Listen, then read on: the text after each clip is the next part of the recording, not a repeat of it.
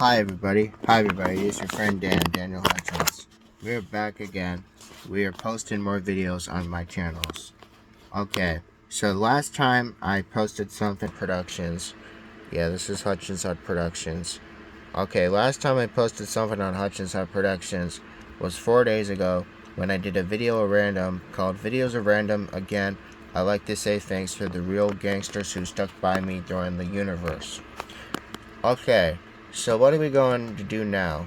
Well, that is an excellent question, because we are going over to the comic book resources again. Alright, so what's going on with comic book resources? Well, on our other channel, we had posted a video about Cat Dennons. Now, we are going to be going back to the homepage, and we are going to talk about see, let's go down and see what else is going on. Well, okay, so alright, come on, it is already Wednesday, so hold on. It's already Wednesday, and it's already midnight, so what are we gonna be, shit. It's going too far. It's going too fast. Fuck. It's going too fast. It's going way too fast. Okay. Do you guys want to know more about... Do you guys want to know more about Godzilla? Do you guys want to know more about Godzilla? Okay. This is Back to the Past retro review of the Godzilla 1954. Yes, Godzilla 1954. It's actually more interesting and entertaining and more educating, and that is fine. Okay, you want to know some education about the 1954 Godzilla? Please. Because the 1954 Godzilla now remains one of the king of the monsters, is all stunning, effect work, and the human story is absolutely necessary, even though this was back during the 1950s. Like an eponymous lumbering lizard, 1954 Godzilla moves unhurriedly through the grave unintentionally, inching towards inevitable catastrophe. With an opening roar and the wonder of a double bass, the leather glove, and some pine tar resin to create the frantic theme music of Godzilla 1954. This establishes the urgency from an outset unsettled story preparing us for the worst, the terror born for humanity's hubris. Now, Godzilla begins around as a 7,500-ton Southern Seas shipping vessel. One sailor plays a harmonica and another plays a guitar, while the rest of the crew rests in languorous lull. Spontaneously in the moment is interrupted by a burst of fluorescent light from the ocean. Okay, moments later, a fiery wreckage of all remains. A member of the Coast Guard receives a phone call, tells him that he can't attend the evening performance by the Budapest String Quartet because a tough loss for his love. Now, the non sequitur seems trivial, even though a major part of Godzilla's story. This serves as the necessary human component we also have in the story. Now, quite honestly, this is frankly ridiculous. Who doesn't seem to want to kill anything? He simply does by the way of erratically animalistic behaviors. Okay, meanwhile, the salvaged ship is sent to be investigated in the disappearance. They promptly burst into flames as it happens upon some glowing omens. Attendant, now family members, now wait for the words of survivors, crowd in the Coast Guard offices, begging for any morsel of information they might have on Godzilla. Why not send more ships? The third vessel was exploded. That time it was a fishing boat. Newspapers say, speculation, naval mines, undersea volcanoes, Of course, we don't know if it's the real reason, but for a lone survivor now floating on Otto Island, the fisherman can currently lament the lack of his fish in the daily haul. Now, a sagacious old man understands immediately Godzilla is now here. He is pissed. Okay, a professor and paleontologist of the father is now tasked with heading up investigation, so he brings it to his daughter in attention to conduct research on Godzilla. Godzilla then appears soon after, throwing the locals into a bout of scurrying and screaming. But just as quickly as Godzilla appears, he retreats back to the ocean. His life continues again. In the latest Enneagram period, he now develops a bond with a molecular scientist whose eye is lost during the World War II. Secretly, he's been developing an unseen weapon called the Oxygen Destroyer. This destroys all source of oxygen. The science of this device has something to do with liquefied oxygen, in addition to suffocating any of the nearby creatures. Also, this has disintegrated in the bodies of the flurry of bubble death. Now, upon seeing the tiny test of the weapon in the world and their ending capabilities, he fainted. Echoes of the war have appeared back in the fish task.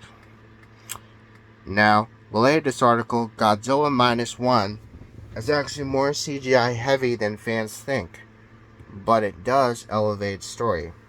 We're not talking about -1, we're talking about 1954.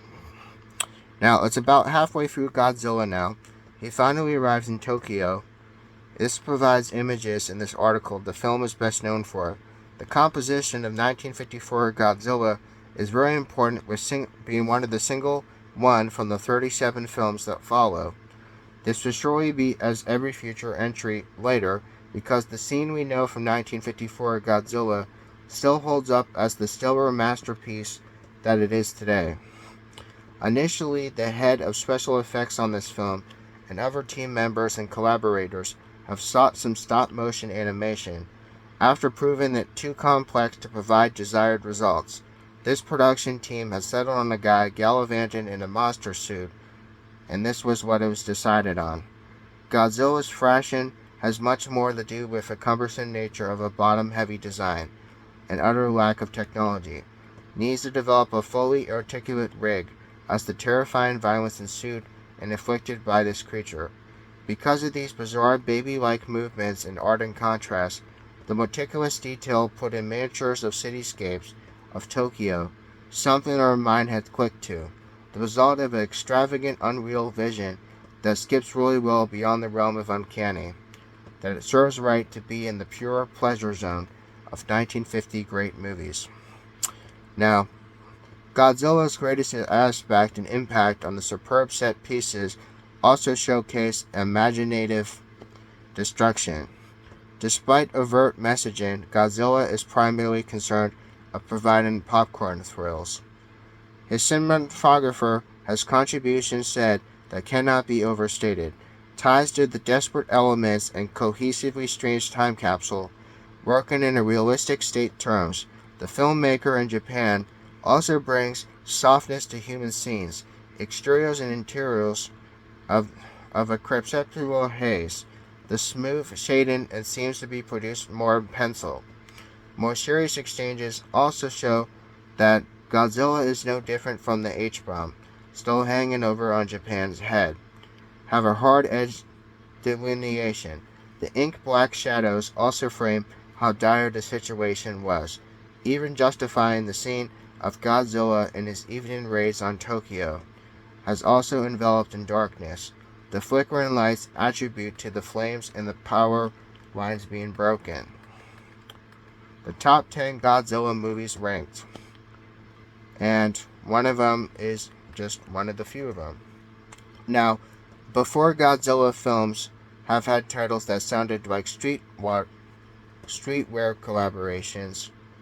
Before Godzilla films have had streetwear collaborations like Godzilla x Kong New Empire, being a prime offender to the good taste, the 1954 humble Godzilla has later been bastardized into Godzilla King of the Monsters which was retrofitted in the scenes of Americans recontextualizing the narrative. This original film is impassioned as being against nuclear testing less than a decade after Hiroshima and Nagasaki, even though closer to the United States ongoing text has also continued to pollute, poison, and kill the Lucky Dragon 5 incident.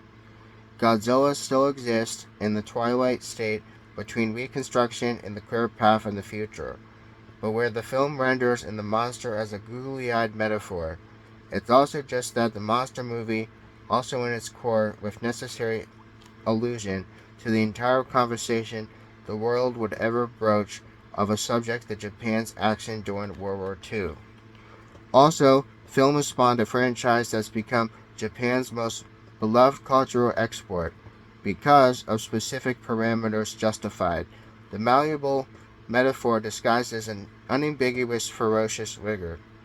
The distraction of attraction has anyone who watched the scenes of a dry conversation trying to reckon with the unreckoned has entirely put off by the sense that this wasn't the way to make a political statement about a monster who is famous as Godzilla.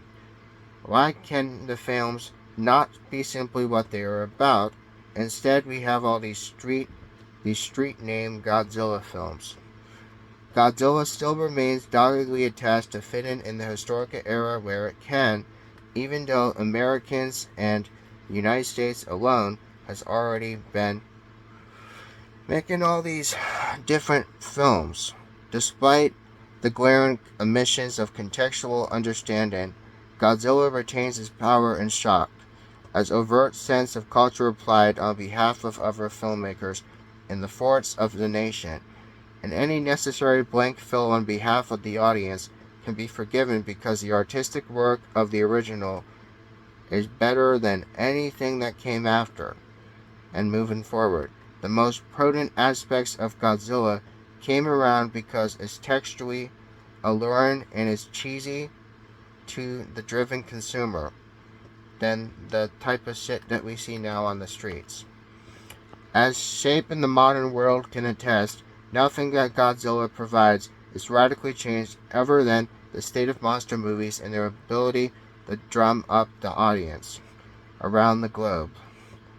Even though Godzilla has pursued Punham, the sourpuss looks like a dog and is throwing up, has seared into the hearts and minds for nearly 70 years. Just because a team of talented people developed something to speak of an innate horror of wrestling with an inconceivable lizard, now something that does not provide answers of the merely unexplained and also offers the windows into terrible, safe vantage points from the screen. Godzilla 1954. This is Godzilla 1954. Alright, take a few moments and look at this. And yeah, so this is what the original Godzilla is. See, it was done on November 3rd, 1954. Okay? It's a 96-minute movie. It's sci-fi. And this is the original Godzilla, my friends. So, yep, I'll see you later.